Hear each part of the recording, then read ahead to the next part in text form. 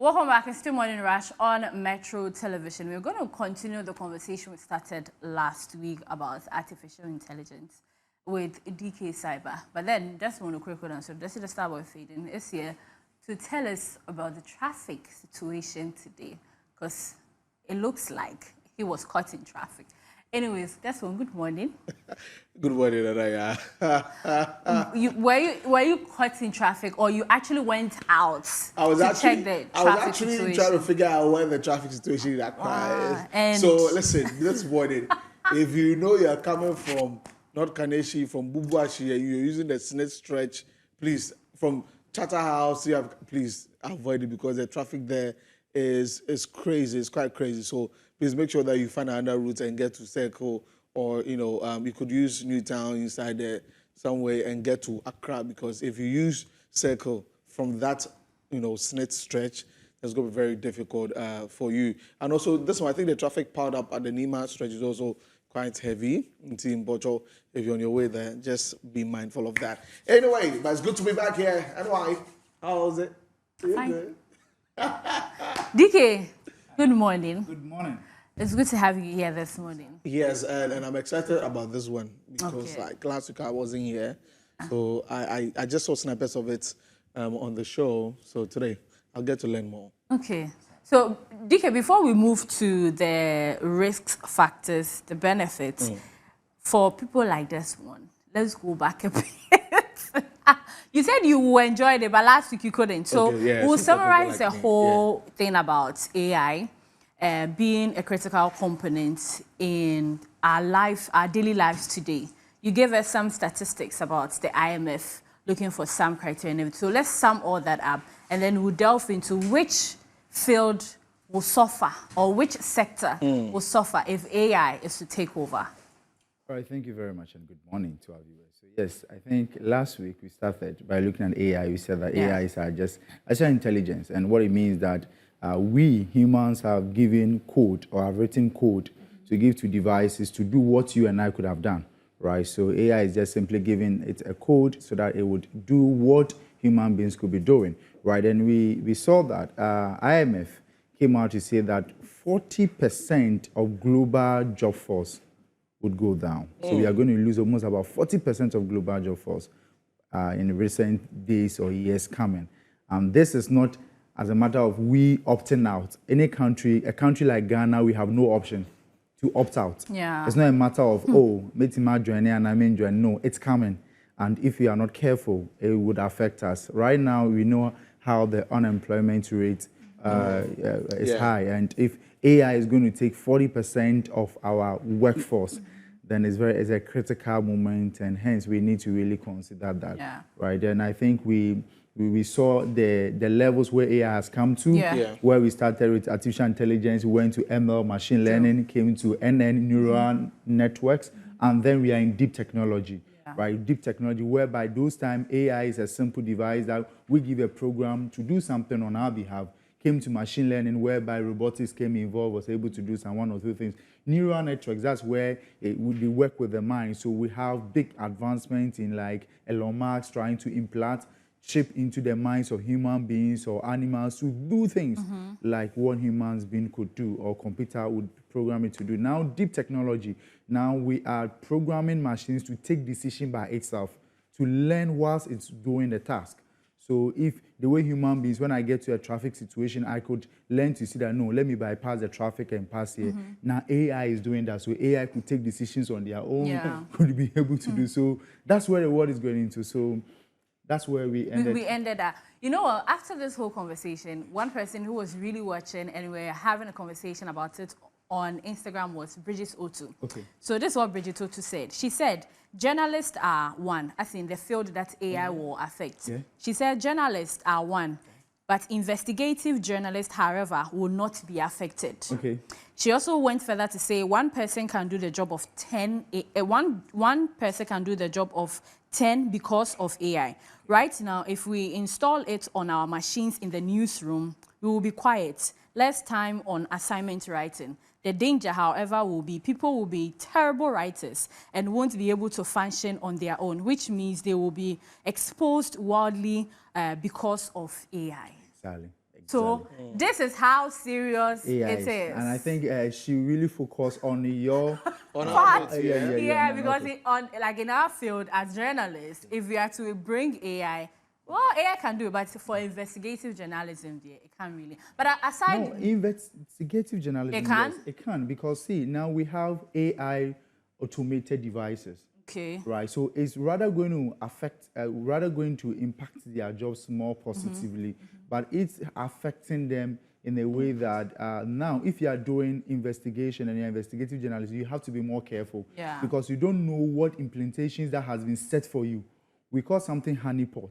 Honeypot is to track whoever is trying to do something. Right, so these AI could set as a honeypot. So you are trying to do investigative journalism, if you're not careful, you would rather be picked up. Because you might not know what system is available that time. You went there to do, we know the anasta of investigation. True. If you are doing something like that, we may plan something and that would fish you out. That this is what you're trying to do. So yes, it has a kind of impact on all. Even investigative journalists. Exactly. Wow. It's our level. But why are we, I understand, to make things easier, technology is advancing. But why are we giving it so much power? Exactly. Thank you. Good question. You see, now what is happening now is that the world has changed. Right after COVID, you know, they were tired. I'll say they were tired because of where it's coming from. Of doing the same thing, repeatedly learning the same thing. I know course syllabus has not been updated for a decade now, 5 years. The lecturers still use the same material. So it's like the world had been repeatedly doing the same thing for a very long time. The world was tired. So we have to evolve. And so coming in, they said tech could be able to do that for us. Now, so after COVID, we all understand that, or we understood that AI could help us. Technology could help us because now people are tired. Even whilst, like today, look at the traffic that you were saying. AI could solve this problem. How? Oh, yes. So before you step out, you could be on the radar, know how the traffic situation is in town. Then it will suggest some of the routes for you and how long you get to work. So if you think that no, upon all the traffic consumption, all the traffic situations around, I still have to be in the studio in the next 5 minutes, and I have to, AI is telling me that I will be there by in the next 10 minutes. Then okay, let me do it from home. So then we have a Zoom call or something. So AI has been, so if not, because if you are caught in traffic, you cannot do it. Right, so AI could help that situation. And if you go to more advanced countries, the AI is even helped in traffic direction. I know here we use our static traffic. We don't really direct them. But if you go to the advanced one, they will know how to direct the traffic based on the AI inputs. Right. So these are some of the ways that this AI could do. Now, I think what we should get right here is that the AI we are talking about is not just about the chat aspect of it. I believe that it's the chat GPT that came in. That really, you know, if you talk about AI, everybody's chat GPT. If you talk about AI, ask my AI, Snapchat. If you talk about AI, now you see, look at something. Now all the social media platforms are integrating it. However, for me, that I do programming, I integrate AI into my programming language, and now some basic functions are being called out without thinking. Now, you talk about we being lazy. No, we are not going to be lazy because, see, now the world is changing. Or we'll be out of our jobs. Yes, that is for some reasons if you are not advancing yourself. So now, if you look at some of the sectors, financial sectors, now AI is really, really impacting into the financial sectors. Even within the financial sectors, all the departments, AI. So I tell people now, if you want to do basic accounting, now accounting is a skill that you need to go up to charter, and then you could start making good cash. And if you are just doing the degree accounting or some level accounting, all those your input, AI could do it. We could schedule our tax. AI could tell that, you know, your GRE has not been done yet. Your this thing hasn't. Today you didn't file this. Today you didn't. So a secretary could learn that or could use AI to do all those things that I don't need an accountant. Now in my office, one person this year when I was looking for a secretary, I said basic accounting stroke secretarial. Why? Because I know AI will help you in your accounting job. Really? Oh yes. So in empowering yourself, it's like you have to further study more, Yeah. Exactly. be on the same level You with need to be AI. able to do more than What the basic AI thing Okay. that AI would be able to do. And that's like doing multiple masters, PhDs. See where we've gotten to. AI is introducing us to a world whereby it's no more about academics, but it's about skills orienting. Wow. Able to do things without not education. See, right now, what do you want to do? I could go online, whatever course I'm going to take, I get the course outline before the course and I start learning. Yeah. I can right now tell me what course you are doing. I can produce your course outline and give you the material ahead of the course. I get it. It's very scary. Over the weekend, I saw a friend talk about a documentary he had watched in China, and looking at the fact that about 60% of the production of cars in a certain factory in China are done by robots and with these artificial intelligence working on them. And so it means that all the human beings who used to do that and they're able to produce like cars in like just a shot, like the parts that humans will now do They will just like they just do it like in a few minutes and they're moving on. So we said that AI is also doing one of the good things by taking out the risky jobs. Okay. So now most of the risky jobs, AI is doing it. So that can be an advantage. But to disadvantage to the people in that field. True, bro. It can be because it's this AI conversation. Like sometimes it gets scary, and I get crazy. what like this one is saying. But bigger factories will benefit. Yes. Bigger factories will benefit who actually produce things in like bulk and every time. The issue here is that now the world is going through challenges. Yeah. And if you look at the last time I saw a post that almost about nine companies are moving their production out of Ghana because of hardships. You understand? And this is not only Ghana. Yeah. Everywhere is affected. Yeah. So now if I'm a production company, I'll leverage on how I can do, I can input small to be able to produce more. And I'll think of AI, having automations to be doing these things for me. Restaurants in Ghana are now using those robotics AI machines to serve people. Okay. You know what? That's what we have to wrap up. I don't know if producer will allow a third conversation because, we have to consider some ethical considerations that people have to take account into when using this because it's the next thing we have to embrace in terms of moving forward.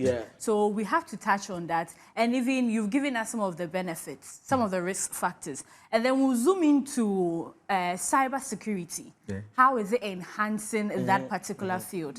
What are the things? So I don't know if producer... you can do this a whole month. And also, DK, one of the things that next week, if in case you're able to come here, is that I want us to do a breakdown of how it is being used in other countries. Of course, Ghana, we are nowhere near any technological advancements. In the other countries, let's look at the data, how it is helping their industries, and then we can just oppose that with Ghana and see if we are lacking behind. Where we would be. Yeah. And also, students who are now using AI for their essays, the Ivy League students, you see, when you are going to maybe Boston or Stanford, Yale, you have to write an essay. Most of these students are employing AI. Now, how do the lecturers determine or distinguish between this one being a proper, your statement of purpose being a solid one against the other, because AI can produce those things. I believe the work question. You see, universities, how would they? Assignments, all of these things. Yeah, and I was saying that because masters, when you want to